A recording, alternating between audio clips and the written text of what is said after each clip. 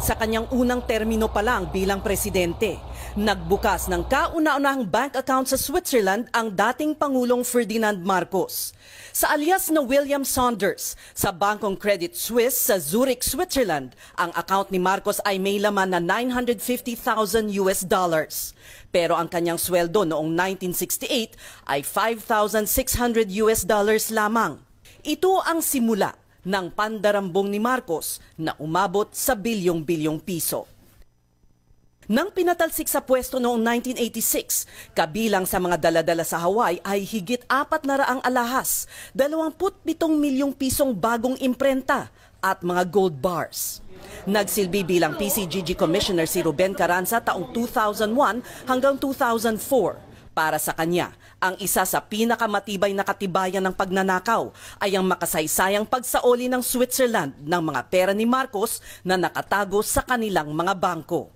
Dinala ko yung desisyon na yan sa Switzerland, pinakita namin yan sa Ministry of Justice ng Switzerland at nagpirmahan kami ng kasunduan na isusoli nila ngayon yung pera. At that point, ang pera na na-identify sa mga Marcos bank accounts was $683 million.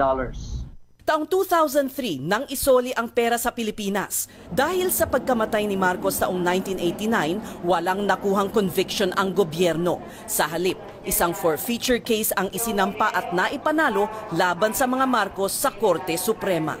May batas ang Pilipinas na pwede mong bawiin ang nakaw na yaman ng mga opisyal ng gobyerno kung maipapakita na yung kanilang assets ay lubhang mas malaki kaysa sa lehitimong income nila bilang mga opisyal. Kabilang sa mga kilalang pag-aari ng mga Marcos ay mga apartment sa Olympic Tower sa 5th Avenue sa Manhattan, New York. Ang 40 Wall Street, na kilala ngayon bilang Trump Building. May mga painting ng mga masters kagaya ni Picasso at mga alahas na $8 milyong ang halaga na hindi pa naisusubasta. Ang pagtataya sa halagang ill-gotten wealth ng mga Marcos ay umabot sa $10 bilyong. Ngunit marami ang naging balakid sa pagbawi nito. For every motion na pinafile ng PCGG halimbawa, merong 20 motion na ihahain ng mga Marcos. And it wasn't even serious motions. It's just to delay, to change lawyers. That causes what? 1 year, 2 years of delay. Ayon kay Carranza, nagkaroon ng ombudsman noon na walang inatupag kundi ibasura ang mga kaso laban kay Marcos. Ngunit hindi maitatatwa ang kasaysayan.